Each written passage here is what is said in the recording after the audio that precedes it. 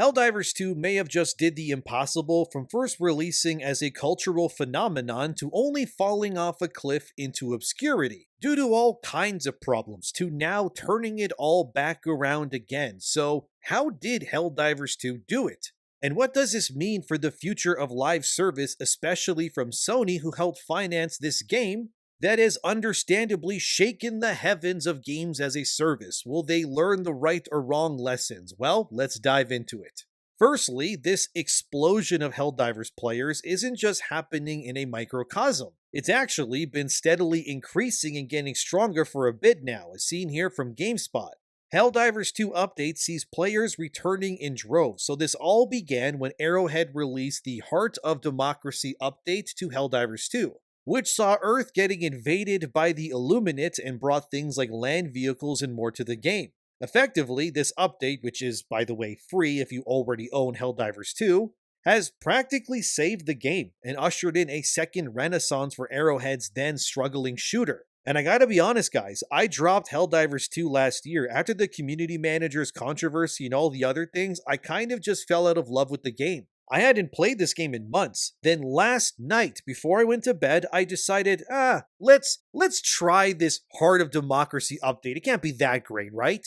So I turned the game on, I played a mission and was bombarded with tons of quality of life updates, and then one mission became 2, and then 2 became 3. Next thing I know, my eyeballs hurt, I got motion sickness, but firstly, the game has also weapon customization now as well, which definitely was not there when I last played it. I also checked the upgrades to the ship, and it was just littered in new upgrades all over. I'm like, oh my god, this game has everything now.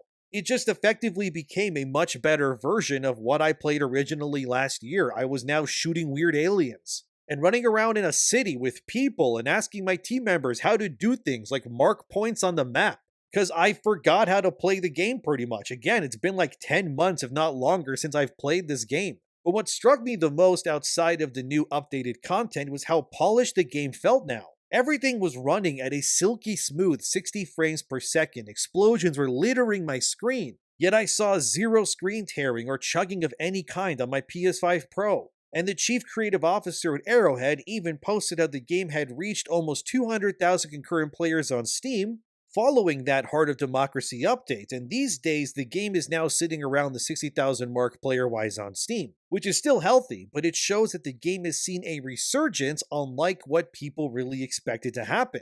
As the CCO said following the update that around 2.5 million players were playing Helldivers 2 again concurrently across PS5 and PC right now, which is actually incredible for a game that, again, pretty much went from the top echelon of multiplayer games to kind of like just falling off a cliff for a long time until right now, as Games Radar posted here. The Illuminate threat has been thwarted for the most part, and Super Earth has been saved despite billions dying and leaving Earth in ruins. And this level of live service meta storytelling is also something that rarely seems to be replicated in today's age like this. So how did Helldivers do this? What makes this game different? Well, a few things. And actually, I also want to compare it to Sony's other ill-fated multiplayer game Marathon, because there's something going on there too. But I think the reason why Helldivers 2 has been singing in praises in players is because, generally speaking, I could be wrong, but I don't really think there's a game like Helldivers 2 right now that's available anywhere else that does it like it does.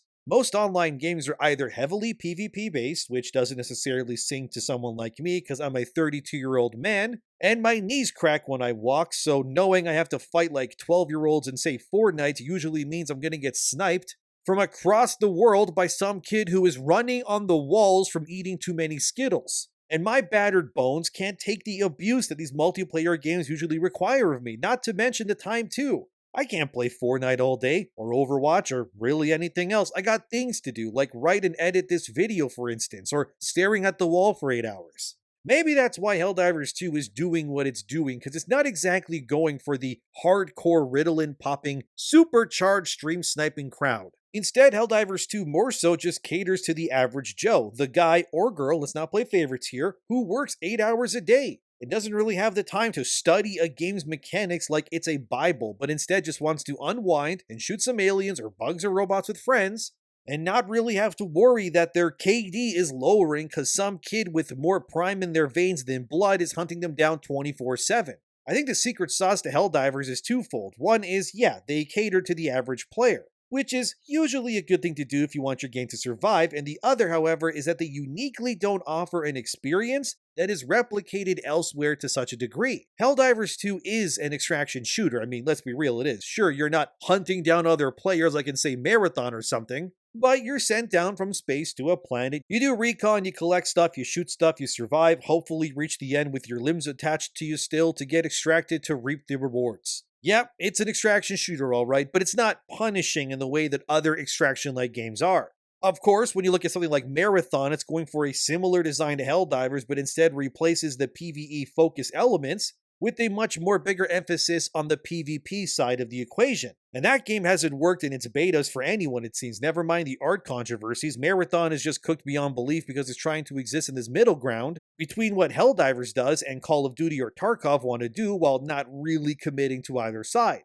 And now Bungie has even admitted defeat. This is from Video Games Chronicle. Bungie has officially delayed Marathon. Your voice has been strong and clear. As Bungie stated, they need more time to craft Marathon into the game that truly reflects your passion and that it will use the additional development time to empower the team to create the intense, high-stakes experience that a title like Marathon is built around. Which is all fine and good, but I think the reception to Marathon when compared to Helldivers kind of tells me anyway that Bungie is focusing on the wrong things here. I don't think people really want a high-stakes PvP shooter these days. I mean, sure, the streamers who play 15 hours a day want something like that, but the average player, you know, the lifeblood of these sorts of games, will just get stomped into the pavement by these types all of the time. And I genuinely don't think that people would want to stick around for a game like that. Helldivers 2 proves that people just want fun co-op games with plenty of customization and things to chase at their own pace. It's why games like Darktide and more are still popular. Players are far more likely to enjoy your game if the enemy is not 100% always some streamer or, again, those damn kids who are doing somersaults from the sugar in their veins. I hate those kids. They keep killing me in Fortnite. God damn it. Anyway, the point is that while I can see what Bungie is trying to do here, the reception to their game is everything you don't really want for your shooter game.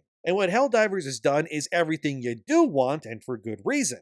However, if you're like me, you're probably wondering, why is Sony hellbent on pursuing more games like Helldivers 2? The reason is simple, it's money. As this from Games Radar details that 52% of PlayStation's entire revenue is made up by a small elite amount of games. The exact number is 8 games specifically, which combined make more money per year than the other 12,000 plus games available on PlayStation right now. And you know what's even more wild? Helldivers 2? It isn't even in those top 8 games bring in all that money right now. Here's the actual list of games doing those insane numbers as seen here, which includes Grand Theft Auto 5, Genshin Impact, Fortnite, Call of Duty, Roblox, NBA 2K, EA Sports FC, and EA Sports College Football. That's it. Those games are a part of this elite group that make up the majority of PlayStation's revenue, and none of those games, by the way, are even owned by Sony, but are all third-party instead. Those games plus subscription services like Ubisoft Plus and more made up 53% of Sony's revenue from April 2024 to March 2025. That's insane. It's no wonder Sony wants to pursue more live service titles, and despite Helldivers 2 having this crazy comeback, where they genuinely did the impossible to turn it all around, they're still peanuts compared to the giants of the genre. But this does tell you why these companies want so badly to have their own live service titles and why places like Sony are trying to replicate what Helldivers 2 has achieved. And despite high-profile failures like Concord, like Sony admits here, they still want to create not one, but multiple Helldivers 2-like success stories in the future. But this then begs the question, sure, they achieved it with Helldivers, but can they somehow actually replicate what happened there multiple times over in other genres? The other question lies that has to be asked too, which is, are there enough people to even reasonably sustain all of these games? The answer to that is yes, but also no. You see, Helldivers 2, like I said, it carved out a unique niche for itself that no doubt, if I had to guess, other games will be ripping off and replicating in the future for sure. Because the Helldivers 2 blueprint is far too compelling to not copy if you ask me. A game like Space Marine 2 in the future with its sequel, doing a Helldivers 2-like multiplayer experience but with its unique brand of monsters and Space Marines, dude, that would do gangbusters. Are you kidding me? But even games like Halo or Gears of War, even Destiny, could also benefit greatly from a Helldivers 2-like extraction mode. But the key there is that the reason why Helldivers works is because it's PvE focused. Are you kidding me though? A Space Marine or Halo game where you can drop down onto a planet and shoot aliens and do objectives will be insane. I need another Halo ODST yesterday. Anyway, I don't think that these ideas are just going to be nothing burgers. It's more a when, honestly, instead of it really ever happening. Because the gameplay loop of Helldivers 2 is far, far too compelling to ignore now. You start in base. All this stuff has to be unlocked. You drop down on some planet, you do some stuff, blow some stuff up, extract, rinse, and repeat. Honestly, it's kind of genius in how simple it is. And it's a concept that will be replicated the same way that Demon Souls ended up giving birth to the Souls-like genre before it too. We're going to absolutely end up with games like Helldivers in the future, but what are we going to call them then? Hell-likes, Diver-likes, Democracy-borns? Doesn't matter. The point is that it's just going to happen no matter what, and Sony, like I said, is hell-bent on replicating Helldivers' success really no matter what the cost. Helldivers, however, has been so successful for Arrowhead that they have also confirmed, as seen here from Game Rant, to have 100% self-funded their next game. Which also puts Sony in a very weird spot now, because Arrowhead doesn't necessarily need them to publish or really help them with their future game.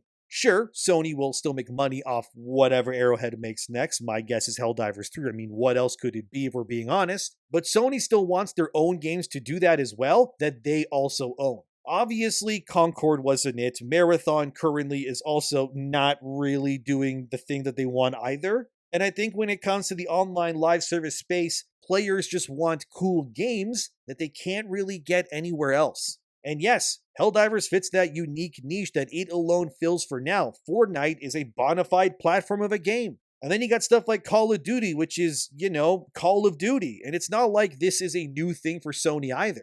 53% of their revenue in 2022 came from live service games, 51% in 23, and 53% again in 2024, if you can believe it. And if you want raw numbers, PlayStation as a platform made $27.5 billion in 2024. So about half of that and then some was from that small group of games alone. Alinea Analytics, which obviously analyzes the sales data of games, has a big report in early June. And as you can see here, all the best-selling games on Steam, regardless of genre, in May 2025 are on display. And all of these games did very well at varying price points. However, beyond these games, the next best-selling game on Steam after those showed was, of course, Helldivers 2. And according to Alinea Analytics, Helldivers 2 had its best month since its debut just this May 2025. Which obviously, that's when Heart of Democracy launched, selling another 537,000 copies on Steam alone. Jesus, no word on PlayStation though. This also means, according to Alinea, that Helldivers 2 on Steam alone, mind you, has now sold 11.8 million copies so far,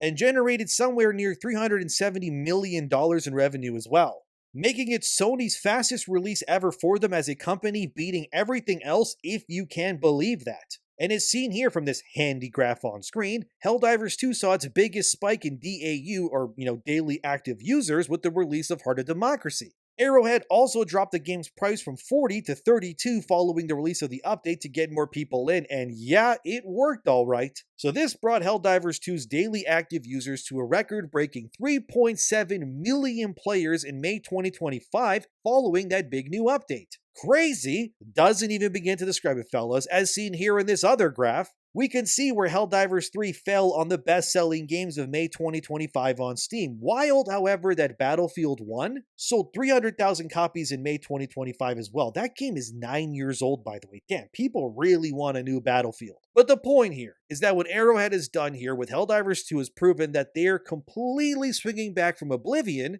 and just became a major player again that looks to stay for the long run. Again, this is why they want more live service titles, because they keep selling like hotcakes when they're done right, and that's the point. It's just a shame that the likelihood of your live service title doing this well is pretty much next to impossible for most, but it then brings an issue I want to discuss before I close out this video, which is this, and let me know what you think about this too, of course. Is this push for live service a good or bad thing for games? Because as seen here from Game Developer Collective, 70% of all game developers worry about the impacts and business models of live service titles, and that's a fair concern to have. Because before a game would be made, it would ship, and then development would cease. But now, games get made, ship, and then they have content made perpetually for the rest of time, pretty much until either the game dies or something else. And I'm worried that people will learn the wrong lessons from Helldivers 2's success, which is that they'll think, oh, if we launch at $40 USD like they did,